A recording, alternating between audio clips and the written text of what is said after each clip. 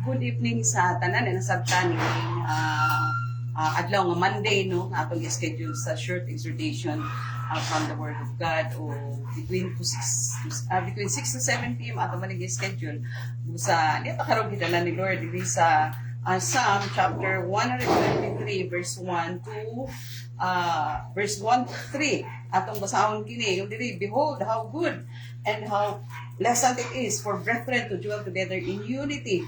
It is like the precious oil upon the head, running down on the beard of Aaron, running down on the edge of his garments. It is like the dew of Hermon, descending from upon the mountains of the Zion. For there the Lord commanded the blessing, life forevermore. So, dili nato kutlo no, there are two things nga importante kaayo nga itakol nato diri, the reason and the result. The reason why the reason of unity, ang importante nga rason makita nato di as panagiusa og ang resulta kun dunay panagiusa. So the first reason no why unity is very important. Ngano man ang unang rason nga makita nato kanang importante gyud kayo ang unity among Christians no. Una sa tanan ipakita ni Lord the Lord, the Triune God, has showed us a good example to follow. No, nga ang the Father is in charge of creation. The Lord Jesus Christ is in charge for salvation. The Holy Spirit is in charge for regeneration and sanctification. That's the first reason why unity is very important to God. Ganun importante kaayo ang unity among Christians para sa Diyos. Ikaduha nga rason, it is very attractive. No? Unity is very important. Why? Because it is very pleasing and attractive in the sight of God. And it is also very pleasing and attractive in the sight of men. So kung attractive kayo ni pleasing kayo ni the sight of God, ang mga tao nga magtanaw ni attractive sad sila, attractive no ang mga tao nga magtanaw kung dunay mga panagiusa among Christians. Mo na siya ang mga rason. And then the third reason makita nato importante kay why is it important? Why is it unity so important? Nga no, in John chapter 17, gi-pray din ni Lord Jesus, kaagulo si Ginoong Hesus, Lord Jesus Christ prayed for unity. Kung dili pa importante ang unity, di na mag-pray si Jesus ani, si Ginoong Hesus sa John chapter 17. And the fourth reason is Paul, no, si Pablo nag-prayed also, grown also about this unity in Ephesians chapter 4 verse 3. Makita nato nang naano nga. So di nato makita how is it important or how it is how unity, no, unsa ka importante ang unity gyud among Christians. So diha no, then makita nato ang resulta, no. Kung atong basahon daghan kaayo na 4 ka butang or 5, makita nato diri nga resulta sa unity. So the number one result of unity kung dunay panagiusa ang mga Kristohano, no, it is then, no, kung basihan nato, it is then that the glory of God is sent from heaven and manifest among Christians nga nagayusa. Kaya lang si Lord mukunsad o mag-manifest sa matag kinabuhi sa mga Kristohano nga nagayusa to fulfill His plan. Aya dayon mo kunsad ang Lord aron matuman, ma-fulfill ang mga plano, mga tumong nga gitinguha ni Lord nga matuman ini nga kalibutan. So wala siya ang number one nga result. If there is unity, it is then that the Lord will descend from heaven and manifest among Christians to fulfill His purpose. Kaya matuman ang plano ni Lord. Kay mukunsad siya kung ipatuman niya ginamit ang mga Kristohanon nga nagkayusa.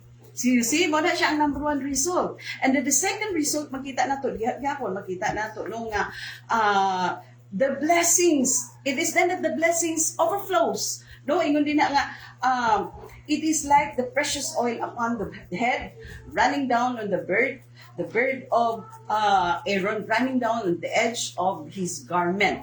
It is like the dew of Hermon, descending upon the mountains of Zion. For there the Lord commanded the blessing. And then, it is then, the second result, it is then that the blessing will overflow.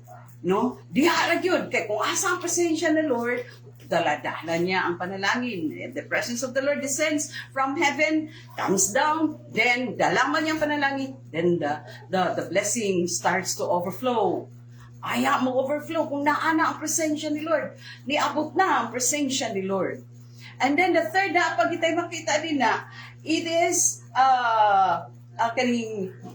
it is then the hope, no, the hope of eternal life comes in. Ay moabot ang paglaom sa kinabuhing walay katapusan diha sa kinabuhi sa mga Kristiyanon nga nagkayusa, no, diha sa mga nagkayusa diha sa pagpamuhat sa mga buhaton. Hibutang sa ni Lord ang paglaom sa matag kasing-kasing nga yes, there is really an eternal life. Nung umingon din niyo, for there the Lord commanded the blessings and life forevermore.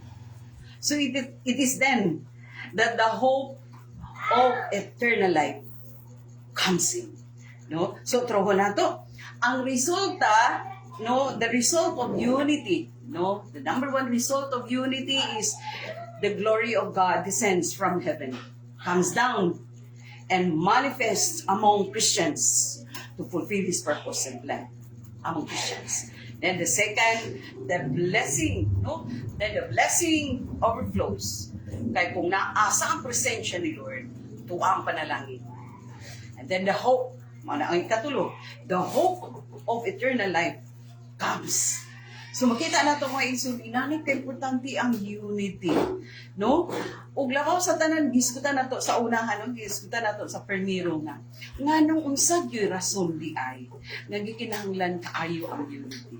Una sa tanan gipakita gyud sa triune God, no? In three manifestations, they are one.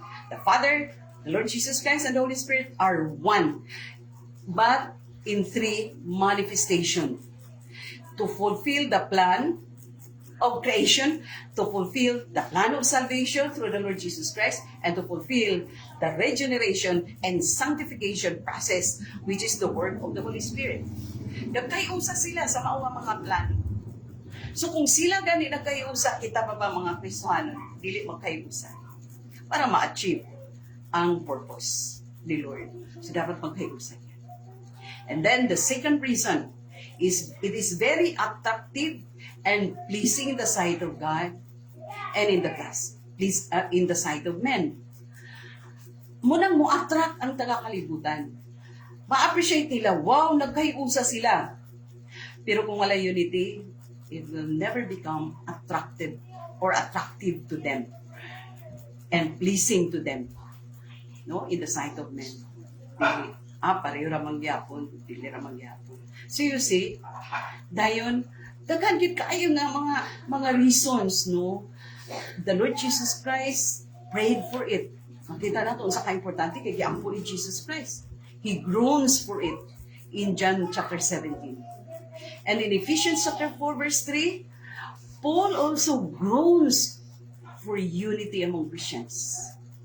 So mo na siya may so nadalang kamubo ang atong gisgutan nga exhortation nini nga kagabion tinawag nga natay nakutlo, no. Until next Monday between 6 to 7 p.m. God bless us. Amen.